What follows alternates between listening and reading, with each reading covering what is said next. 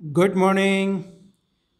मैं doctor Danny Saxena, director Nalanda world school Saharanpur, आज आपके लिए एक ऐसा वीडियो लेकर आया हूं जो बिल्कुल करंट टॉपिक पर है और उन सभी फैमिली से रिलेटेड है जिन फैमिली को अपने बच्चों को सर्विसेज, बैंक, रेलवेज़ या एसएससी की सर्विस में भेजना है। मैं यहाँ डिस्कस करने वाला हूँ आप लोगों से नेशनल रिक्रूटमेंट एजेंसी, जिसको हिंदी में बोलते हैं राष्ट्रीय भर्ती एजेंसी। राष्ट्रीय भर्ती एजेंसी के गठन को मंजूरी मिल गई है। अब रेलवे, बैंक और एसएससी की एक ही परीक्षा होगी और उस परीक्षा का जो एक रिक्रूटमेंट बॉडी होगी वो होगी NRA, नेशनल रिक्रूटमेंट एजेंसी। आइए जानते हैं नेशनल रिक्रूटमेंट एजेंसी, जिसको हमारी कैबिनेट के थ्रू मान्यता मिल गई और सूचना और प्रसारण मंत्री प्रकाश जावड़ेकर जी ने इसकी जानकारी दी। उन्होंने बताया कि साझा पात्रता परीक्षा या कॉमन एलिजिबिलिटी टेस्ट, जिसे CET का संज्ञा दी जा रही है, लेने के लिए राष्ट्रीय भर्ती एजेंसी या नेशनल रिक्रूटमेंट एजेंसी के गठन का निर्णय किया गया है।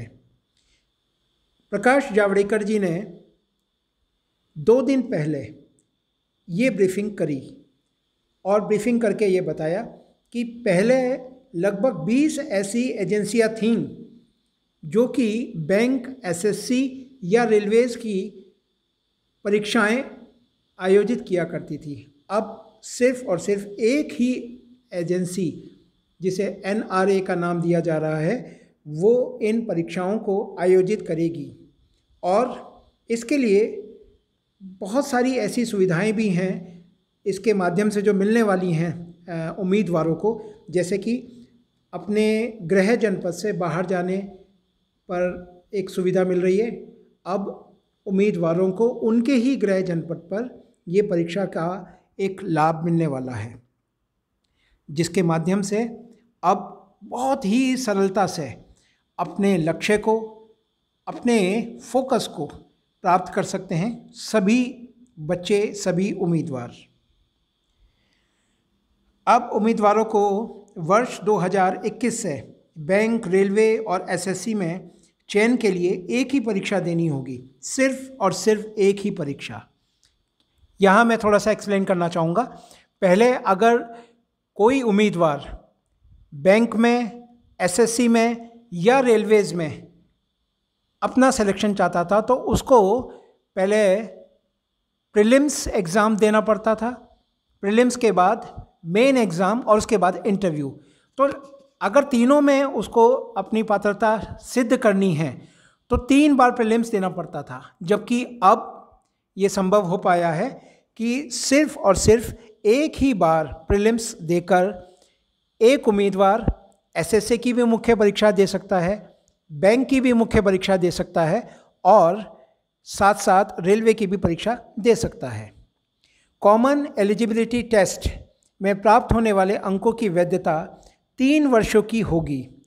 3 वर्षों तक एक कैंडिडेट अपने अंकों के माध्यम से मुख्य परीक्षाएं दे सकता है, उसको बार बार प्रीलिम्स एग्ज़ाम देने की आवश्यकता नहीं है। एक ये बहुत बड़ा लाभ मिलने वाला है। साझा पात्रता परीक्षा या कॉमन एलिजिबिलिटी टेस्ट के बाद उम्मीदवार कोई भी परीक्षा रेलवे, बैंक, एसएससी दे सकता है। और क्योंकि अभी मैंने बताया कि 3 वर्षों तक इसकी वैलिडिटी रहेगी, इन 3 वर्षों के बीच में भी अगर कोई कैंडिडेट चाहे तो वो दोबारा से 2 बार वो साझा पात्रता परीक्षा दे सकता है।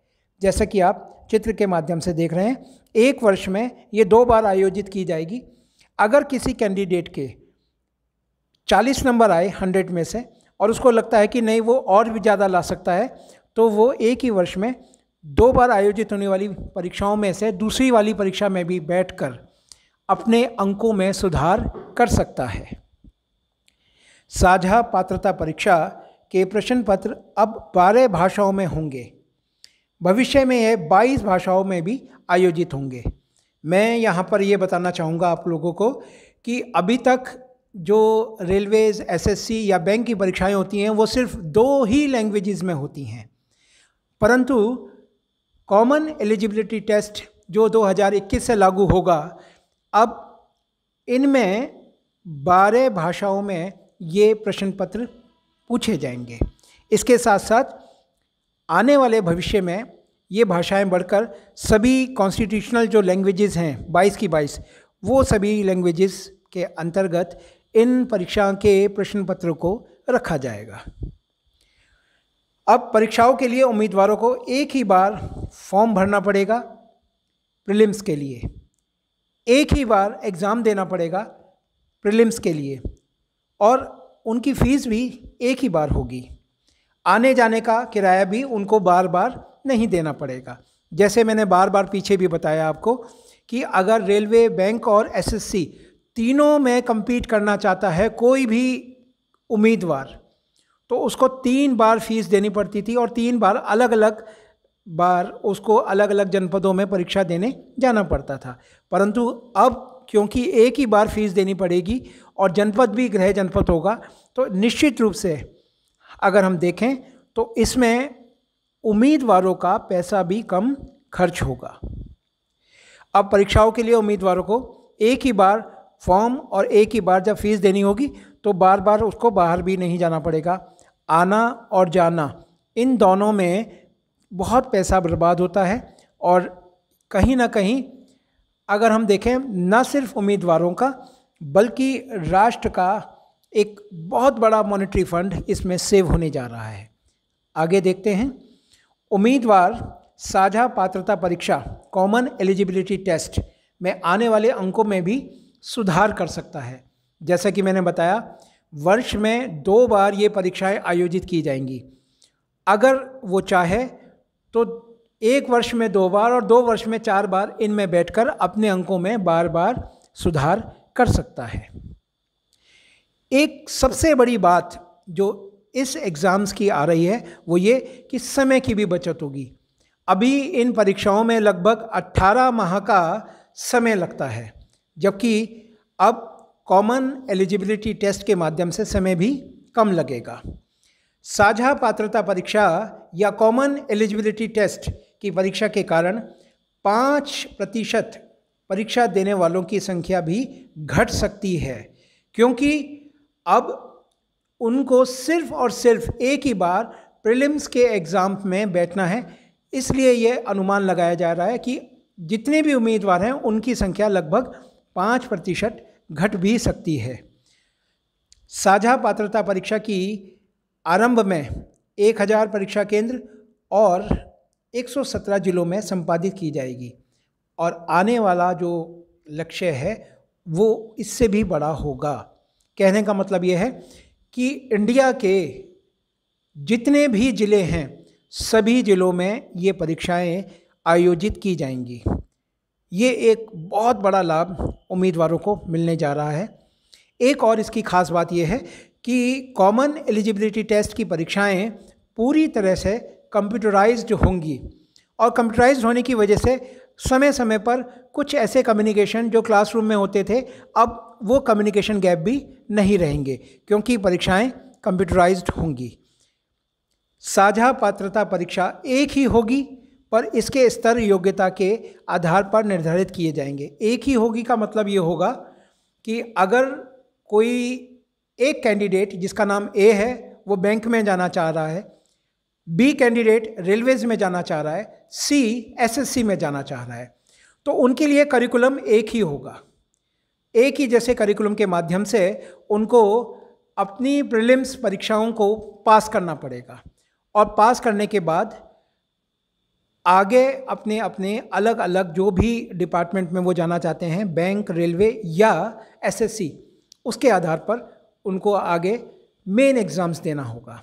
यहाँ पर ये भी एक बात ध्यान देने वाली है कि कुछ उम्मीदवार 10th पास योग्यता वाले होंगे, कुछ 12th वाले होंगे, कुछ ग्रेजुएशन वाले होंगे। तो जो करिकुलम एक है उसकी तो कोई बात नहीं, पर उनका स्तर अलग अलग होगा। अगर मैं ये कहूँ कि करिकुलम में भारत और उसके राज्य से संबंधित प्रश्न आएंगे, तो 10th वाले जो बच्चे हैं जिनका लेवल सबसे नीचे है उनसे इजी क्वेश्चन पूछे जाएंगे, जबकि भारत और उसके राज्य से संबंधित हायर लेवल के जो क्वेश्चंस हैं वो ग्रेजुएशन लेवल पास उम्मीदवारों से पूछे जाएंगे। तो यहाँ पर यह समझना होगा कि करिकुलम एक होगा, पर उनका सभी का स्तर उनकी योग्यताओं के आधार पर, उनकी डिफरेंट टाइप के पोस्ट के आधार पर तय होगा। साझा पात्रता परीक्षा या कॉमन एलिजिबिलिटी टेस्ट की परीक्षा का लाभ लगभग 2.5 से 3 करोड़ उम्मीदवारों को मिलने जा रहा है। ये एक बहुत बड़ा गिफ्ट है जो भारत सरकार की तरफ से मिल रहा है। कॉमन एलिजिबिलिटी टेस्ट परीक्षा देने वाले अभ्यर्थियों का परीक्षा केंद्र भी अब गृह जनपद होगा, ये मैंने पहले भी बताया। अब उन्हें बार बार यह नहीं सोचना पड़ेगा कि मैं एग्ज़ाम में बैठूं या ना बैठूं, क्योंकि कई बार क्या होता है कि सेंटर इतना दूर होता है, एग्जामिनेशन सेंटर, कि जो उम्मीदवार है वो परीक्षा देने नहीं जा पाता। और इसी वजह से बहुत से ऐसे उम्मीदवार हैं जिनकी थोड़ी बहुत उन्हें लगता है अभी तैयारी अप टू डेट नहीं है, तो वो क्या करते हैं कि एग्ज़ाम में compete ही नहीं करते, वो अपना फॉर्म ही नहीं भरते। तो अब जबकि एक ही उम्मीदवार को अपना उसका गृह जनपद में प्राप्त होगा, तो उसको सोचने की आवश्यकता नहीं है। आशा है ये जो जानकारी है आपके पूरे परिवार के लिए बहुत ज़्यादा लाभदायक होगी। Thank you.